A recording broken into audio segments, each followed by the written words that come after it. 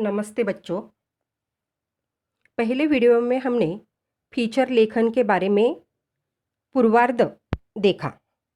इस पूर्वार्ध में हमने फीचर लेखन का स्वरूप, फीचर लेखन के महत्वपूर्ण बिंदु आदि के बारे में जानकारी ली थी। आज हम फीचर लेखन के सोपान या चरण के बारे में जानकारी लेते हैं, या आगे का जो भाग है फीचर लेखन का, इसके बारे में चर्चा करते हैं। फीचर लेखन के सोपान या चरण, इसमें 4 हिस्से या 4 सोपान होते हैं या 4 चरण होते हैं। पहला है प्रस्तावना, दूसरा है विवरण अथवा मुख्य कलेवर, तीसरा है उपसंहार और चौथा है शीर्षक। अब इन 4 सोपानों के बारे में अधिक जानकारी हम विवरण से देखते हैं। पहला है प्रस्तावना। जैसे कि हम देखते हैं, किसी विषय की शुरुआत करने से पूर्व उस विषय की प्रस्तावना करते हैं। उसी प्रकार फीचर लेखन में भी प्रस्तावना यह महत्वपूर्ण सोपान है। प्रस्तावना में फीचर विषय का संक्षिप्त परिचय होता है। यह परिचय आकर्षक और विषयानुकूल होना चाहिए। विषयानुकूल यानी विषय के अनुसार होना चाहिए। इसमें पाठकों के मन में फीचर पढ़ने की जिज्ञासा जागृत होती है और पाठक अंत तक फीचर से जुड़ा रहता है। यानी कि प्रस्तावना आकर्षक होनी चाहिए, विषय के अनुकूल होना चाहिए, क्योंकि उसमें जिज्ञासा उत्पन्न होने वाली प्रस्तावना हो। पाठक अंत तक उससे जुड़ा रहना चाहिए। पाठक एक बार फीचर लेखन पढ़ने बैठ गया तो अंत तक उसके मन में जिज्ञासा उत्पन्नता रहनी चाहिए। ऐसी आकर्षक प्रस्तावना फीचर लेखन की होनी चाहिए। यह हो गई पहला सोपान। दूसरा सोपान जो है वह है विवरण अथवा मुख्य कलेवर। कलेवर यानी शरीर, ढांचा, आकार। इस दृष्टि से कलेवर का अर्थ है। अतः विवरण अथवा मुख्य कलेवर हम कहते हैं, या फीचर लेखन का दूसरा सोपान है। फीचर में विवरण का महत्वपूर्ण स्थान है। फीचर लेखन लेखक स्वयं के अनुभव, लोगों से प्राप्त जानकारी और विषय की क्रमबद्धता, रोचकता के साथ साथ संतुलित तथा आकर्षक शब्दों में पिरोकर उसे पाठकों के सम्मुख रखता है, जिससे फीचर पढ़ने वाले को ज्ञान और अनुभव से संपन्न करा देता है।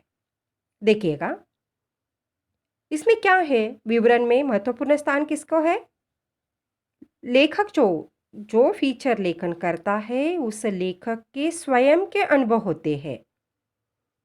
कई जानकारी लोगों से प्राप्त की होती है, यानी कि जिस विषय पर फीचर लेखन लिखा गया है, विषय से जुड़े हुए जो लोग हैं उनसे संवाद करके, साक्षात्कार लेकर, मुलाकात लेकर उनके अनुभव इकट्ठा किए जाते हैं और लिखते समय उसे क्रमबद्धता के साथ, एक क्रम होता है, एक श्रृंखला होती है, एक कड़ियाँ होती है, क्रम के अनुसार उसे पिरोकर रखना चाहिए। पिरोकर रखना जैसे कि हम माला पिरोकते हैं, यानी माला का गुंफण करते हैं।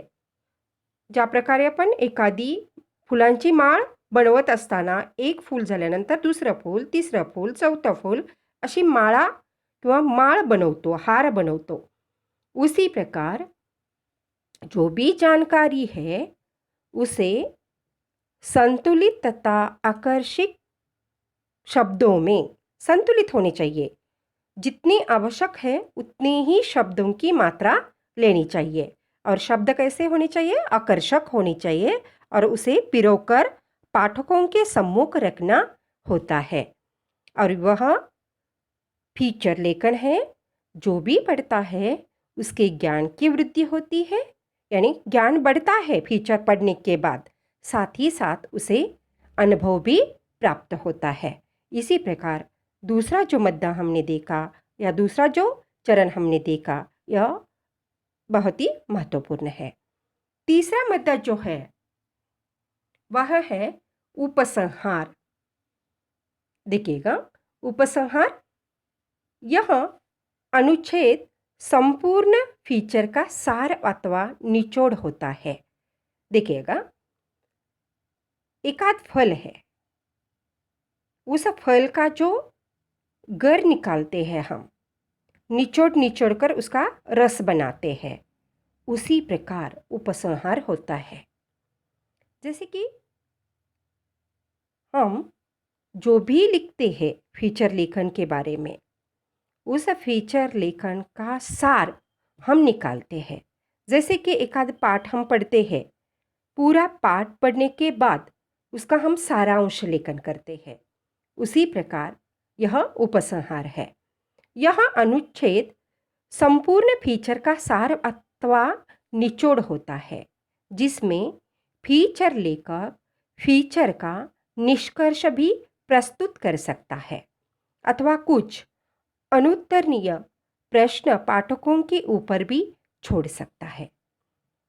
उपसंहार ऐसा होना चाहिए जिससे पाठक को विषय से संबंधित ज्ञान भी मिल जाए और उसकी जिज्ञासा भी बनी रहे। देखिएगा, एक आध फीचर लेखन है, जैसे कि व्यक्तिपरक फीचर लेखन है। विषय दिया, लता मंगेशकर जी पर फीचर लेखन कीजिएगा।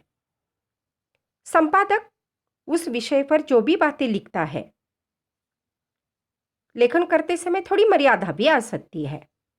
और जब यह फीचर एक आध व्यक्ति एक आध पाठक पढ़ता है तो उनके ज्ञान की वृद्धि तो होती है और दूसरी बात यह है कि उसकी जिज्ञासा भी बढ़ती है। और जानकारी प्राप्त करने के लिए वह लता मंगेशकर जी का जीवन पट के बारे में और जानकारी भी हासिल कर सकता है, यानी यह हो गई जिज्ञासा।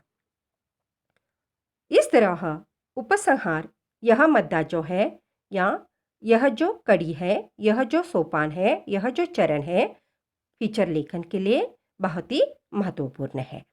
और चौथा जो है वह है निष्कर्ष या शीर्षक। जैसे कि शीर्षक के बिना कहानी नहीं होती, चाहे निबंध हो चाहे आलेख हो। जैसे कि हम समाचार पत्र में देखते हैं, पहला शीर्षक होता है, शीर्षक के बाद लेख आ जाते हैं। समाचार पत्र के लिए अन्य जो पर्ची लगाई जाती है उसे संपादकीय पृष्ठ भी कहा जाता है और इस संपादकीय पृष्ठ में यह फीचर लेखन आ जाता है। फीचर यह शब्द तो अंग्रेजी शब्द है, फीचर का मतलब है आकृति। अतः अंतिम मुद्दा जो है वह है शीर्षक। शीर्षक विषय का औचित्यपूर्ण शीर्षक फीचर का आत्मा है।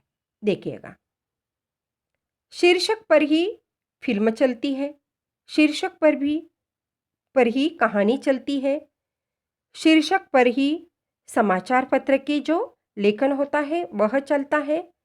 चाहे उपन्यास का शीर्षक, कहानी का शीर्षक, हमारी जो हम लेख लिखते हैं उनके शीर्षक, निबंध के शीर्षक, यह बहुत ही महत्वपूर्ण है।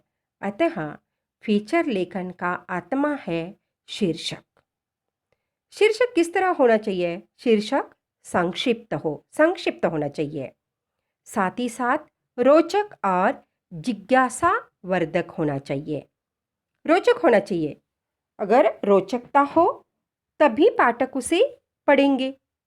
जिज्ञासा उत्पन्न करने वाला हो, इस तरह का शीर्षक होने के साथ साथ और एक बात है, नवीनता और आकर्षकता और ज्ञान वृद्धि उत्तम शीर्षक के गुण है। देखिएगा, उत्तम शीर्षक के गुण कौन से हैं? शीर्षक नवीनतम होना चाहिए। जो भी हम दोहराते हैं, दोहराते बार बार वही शीर्षक पर हम पढ़ेंगे तो हमारी रुचि उसमें नहीं आ जाती, अरुचिकर बन जाता है। शीर्षक आकर्षकता होना चाहिए, आकर्षकता तो शीर्षक में होनी चाहिए। साथ ही साथ ज्ञान वृद्धि पर आधारित हो। यह उत्तम शीर्षक के गुण माने जाते हैं। अतः फीचर योजना बनाते समय या फीचर का ढांचा बनाते समय या जब प्रत्यक्ष रूप से जब फीचर लेखन किया जाता है तो इन 4 सोपानों या इन 4 चरणों को बहुत ही महत्वपूर्ण स्थान है फीचर लेखन में। अब हम फीचर लेखन की विशेषताएं जो है वह देखते हैं। विशेषता के बिना कोई भी लेख नहीं होता। हर एक की अपनी अपनी विशेषता होती है, चाहे वह व्यक्ति हो, चाहे वस्तु हो, चाहे निबंध हो, चाहे कौन सा भी लेखन हो, हर एक की अपनी अपनी विशेषता होती है। उसी प्रकार अच्छे फीचर लेखन की कुछ विशेषताएं यहाँ पर है, इसका हम विवरण दे रहे हैं। पहली विशेषता है वह है रंजकता। अतः फीचर लेखन कहानी के आधार लेकर, कौन सा भी फीचर लेखन हो, किसी भी विषय पर फीचर लेखन हो, कौन से भी प्रकार का फीचर लेखन हो, तो उसमें मनोरंजकता होनी चाहिए। क्योंकि जैसे कि हम कहते हैं, एकाध लेख ज्ञान की वृद्धि करता है, शब्दों का भंडार बढ़ाता है, ज्ञान का भंडार बढ़ाता है, उसी प्रकार पाठक का मनोरंजन भी करता है। इसीलिए अच्छे फीचर लेखन की पहली विशेषता यह है कि फीचर लेखन मनोरंजकता के साथ होना चाहिए। दूसरी विशेषता यह है कि वह ज्ञानवर्धकता पर आधारित होता है, या ज्ञानवर्धकता यह फीचर लेखन की अगली विशेषता है। ज्ञानवर्धक, ज्ञान की वृद्धि करना, ज्ञान को बढ़ावा देना। अतः ढेर सारे फीचर लेखन जब भी हम पढ़ते हैं तो एक आदत सी बन जाती है पाठक को। जैसे जैसे वह समाचार पत्र हाथ में आते ही आज का संपादकीय पृष्ठ क्या है और संपादकीय लेख कौन से है, कौन से विषय पर है, यह आदत वाचक को, पाठक को लगी रहती है। और जैसे जैसे हम एकाध जानकारी पढ़ते जाते हैं वैसे वैसे हमारे शब्दों की वृद्धि होती है, ज्ञान की वृद्धि होती है। इसीलिए यह जो मद्दा है, ये जो विशेषता है, बहुत ही महत्वपूर्ण है, ज्ञानवर्धकता। तीसरी विशेषता यह है कि मानवीय रुचि पर आधारित। देखिए, मानव रुचि से अधीन है। अपनी रुचि के अनुसार वह कार्य करे तो उसने सफलता प्राप्त करता है। अरुचि के साथ किया हुआ कार्य सफलता नहीं देता। यानी रुचि, वो खाने की रुचि हो, पढ़ने की रुचि हो या खेलने की रुचि हो, हर एक की अपनी अपनी रुचि होती है। रुचि यानी आवड़। तो मानवीय रुचि पर आधारित फीचर लेखन होना चाहिए। जो मानवीय रुचि है, हर एक मानव अपनी अपनी रुचि के अनुसार रहता है, उनका रहन सहन रुचि के अनुसार होता है। तो इन रुचियों को मद्देनजर रखते हुए, ध्यान में रखते हुए फीचर लेखक अगर फीचर लेखन करेगा तो वह फीचर लेखन सराहनीय होता है। अब देखिएगा चौथी विशेषता जो है कल्पनाशीलता। अब देखिएगा कल्पनाशीलता को कथा को गति देने के लिए कल्पनाशीलता आवश्यक है, लेकिन कल्पनाशीलता का अगर हम या फीचर लेखक इतना आधार ले कि मूल बात जो है, वास्तवता जो है, यथार्थता जो है, वह यथार्थता अगर समाप्त हो गई तो वह फीचर लेखन नीरस हो जाता है, अरुचिकर हो जाता है। तो इसीलिए कल्पनाशीलता के परे यह फीचर लेखन होना चाहिए। कल्पना का आधार लेना चाहिए, कल्पनाशीलता का आधार लेना चाहिए, लेकिन सीमित होना चाहिए। जितनी आवश्यकता है उतना ही उसका आधार लेना चाहिए, और यह इसकी एक खासियत है, विशेषता है। भावात्मकता। हरेक लेखन पाठकों की भावना से एकरूप होना चाहिए, एकात्मिक होना चाहिए। इसीलिए भावात्मकता ये जो मुद्दा है यह भावना से जुड़ा हुआ है, वाचक के भावना से हो। हर एक वाचक अगर फीचर लेखन पढ़ता है तो मानो उनकी भावनाएं उसमें रहती है। इसीलिए भावनात्मकता यह भी फीचर लेखन की महत्वपूर्ण विशेषता है। अगला मुद्दा है तर्क संगतता या तर्क संगतता, यानी तर्क लगाए जाते हैं। जो भी घटना पर आधारित फीचर लेखन हो तो इसमें तार्किक बातें आ जाती है, लॉजिक आ जाता है, और इस तर्क का आधार लेकर अगर फीचर लेखन हो तो वह भी एक अच्छा लेखन हो सकता है। अगली विशेषता है गतिशीलता। फीचर लेखन में गति होनी चाहिए। गतिशीलता के लिए रोचकता होनी चाहिए, ज्ञानवृद्धि चाहिए, आकर्षकता होनी चाहिए।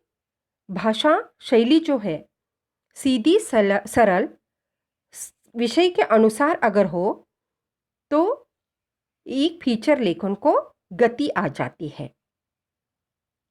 फीचर लेखन की परिभाषा ही दी है कि मानो यह एक गीत है। कौन सा गीत है? गद्य गीत की तरह होता है, और उसमें नीरसता नहीं होती, गंभीरता नहीं होती। गद्य गीत की तरह होने के कारण उसे गीत गति होनी चाहिए, और गतिशीलता यह फीचर लेखन की महत्वपूर्ण विशेषता है। रोचकता, जैसे कि कहा, हर एक पाठक की रुचि के अनुसार उसका लेखन होना आवश्यक है, फीचर लेखन का लेखन होना आवश्यक है। रोचकता होनी चाहिए, नीरसता नहीं। रुचि के अनुकूल अगर फीचर लेखन हो तो पढ़ने में रुचि लेता है पाठक, और ढेर सारे पाठक उसमें उसे पढ़ते रहते हैं या रुचि लेते हैं। अगला मुद्दा जो है चित्रात्मकता या भाषा शैली। चित्रात्मकता भाषा शैली, ठीक है। फीचर लेखन में सिर्फ लेख ही नहीं होते, कई कई कार्टून का इस्तेमाल होता है, कई कई चित्रों का सहारा लिया जाता है। यानी भाषा शैली अगर चित्र भी बहुत सारे हमारी भावनाएं चित्रित कर सकती है, यानी चित्रों का सहारा भी फीचर लेखन में लिया जाता है। अब हम देखते हैं फीचर लेखन के प्रकार। जैसे कि हमने कहा, सिर्फ एक ही ढांचे का फीचर लेखन नहीं हो, एक ही विषय के फीचर लेखन नहीं होते। ढांचा भी अलग अलग हो सकता है और फीचर लेखन के प्रकार भी अलग अलग है। अब हम देखते हैं इन प्रकारों के बारे में। फीचर लेखन के प्रकार जो है उसमें पहला प्रकार जो है समाचार फीचर, यानी किसी विषय पर समाचार का आधार लेकर लेखन किया जाता है, तब वो हो गया समाचार फीचर। दूसरा है मानवीय रुचिपरक फीचर। मानवीय रुचिपरक यानी मानवीय रुचियों का आधार लेकर जो फीचर लेखन किया जाता है उन्हें मानवीय रुचिपरक फीचर कहा जाता है। व्याख्यात्मक फीचर यह भी फीचर लेखन का एक प्रकार है। ऐतिहासिक फीचर, ऐतिहासिक घटनाओं पर आधारित जो फीचर लेखन किया जाता है, इतिहास पर आधारित होता है, वह हो गया ऐतिहासिक फीचर। विज्ञान फीचर, जैसे कि विज्ञान पर आधारित फीचर लेखन किए जाते हैं, तब उसमें वैज्ञानिक फीचर कहा जाता है।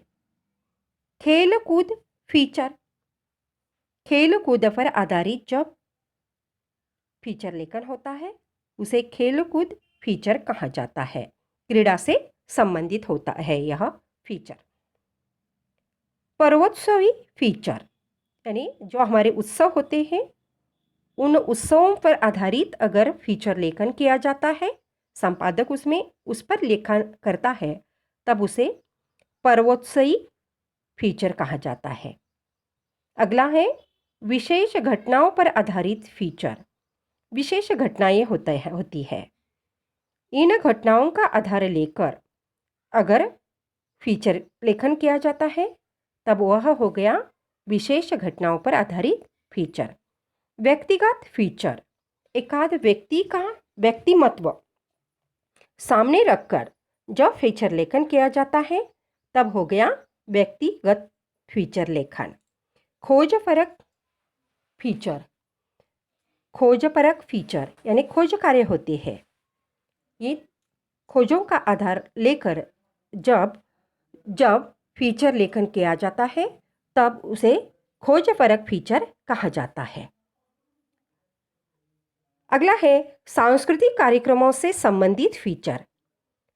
जैसे कि हम देखते हैं सांस्कृतिक कार्यक्रम हमारे समाज का एक हिस्सा है और इन कार्यक्रमों का आधार लेकर जब हम फीचर लेखन करते हैं तब हो गया वह सांस्कृतिक कार्यक्रमों पर आधारित फीचर।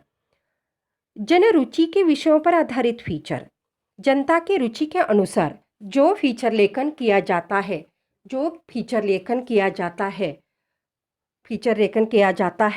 तब उसे जन रुचि के आधार पर फीचर लेखन कहा जाता है। फोटो फीचर, यानी फोटोग्राफी जो है उनका आधार लेकर जब फीचर लेखन किया जाता है तब उसे फोटो फीचर लेखन कहा जाता है। इलेक्ट्रिक माध्यमों पर आधारित फीचर, इलेक्ट्रिक माध्यमों के आधार पर जो लेखन कार्य किया जाता है उसे इलेक्ट्रिक माध्यमों पर आधारित फीचर लेखन कहा जाता है। रेडियो फीचर, रेडियो पे जो जानकारी है उनकी जानकारी संपादक अगर इसी विषय पर फीचर लेखन करता है तब वो हो गया रेडियो पर आधारित फीचर। इस प्रकार बच्चों आज हमने फीचर लेखन यह हमारे पत्रकारिता का या समाचार पत्र का, जैसे कि समाचार पत्र में ढेर सारी जानकारी होती है, न्यूज़ होती है। इस न्यूज़ के साथ साथ संपादक और भी लेख लिखते हैं और यह लेख पूरे समाज के हित का होता है। समाज को मद्देनजर रखकर यह लेखन किया जाता है, यानी समाज की ज्ञान वृद्धि तो होती है लेकिन तुम जैसे बच्चे जो है आज 12वीं कक्षा का अध्ययन कर रहे हैं, आप लोगों के लिए यह पाठ रखा गया है। क्यों यह पाठ रखा गया है? तो आगे चलकर अगर आप पत्रकारिता का कोर्स जो है, यह जानकारी जो है या इस पर अगर आप उपाधि लेना चाहते हैं, इस कोर्स का आप अध्ययन करना चाहते हैं, तो आपकी जो रोजी रोटी जो है, रोजगार जो है, आप आसानी से प्राप्त कर सकते हैं। अगर आप में ढिठाई है, रुचि है, जानकारी प्राप्त करने की जिज्ञासा है और लेखन कार्य भी, आप भाषा शैली आपकी अगर अच्छी है, भाषा पर प्रभुत्व अगर आपका अच्छा है, तो आपके उदर भरण का कार्य जो है, यह उदर भरण का कार्य, यह जो क्षेत्र है आपकी रोजी रोटी के लिए, यह क्षेत्र बहुत ही महत्वपूर्ण है। अगर आज से ही, अभी से ही अगर आप इस पर विचार करेंगे, चलो मैं यह आसानी से कर सकता हूँ या इसमें मैं परिश्रम कर सकता हूँ, मेहनत करके इस व्यवसाय में मैं जा सकता हूँ, मेरा उदर भरण अच्छा हो सकता है, या मेरे पास यह भी कला है, यह भी जिज्ञासा है, और मेरे पास जो कला है, ज्ञान है, मेरे पास जो मेहनत है, कड़ी मेहनत करने की इच्छा जो है, अगर ये गुण अगर आपके पास है, तो आप भी अच्छे फीचर लेखक बन सकते हैं। ऐसी मैं आशा, उम्मीद आपके साथ रखती हूँ। आशा है यह सिर्फ परीक्षा की दृष्टि से महत्वपूर्ण नहीं है, तो अपनी रोजी रोटी के लिए भी, उदर भरण के लिए भी यह पाठ उतना ही महत्वपूर्ण है। इसे आप गौर से, ध्यान से आत्मसात करने की कोशिश कीजिएगा। धन्यवाद।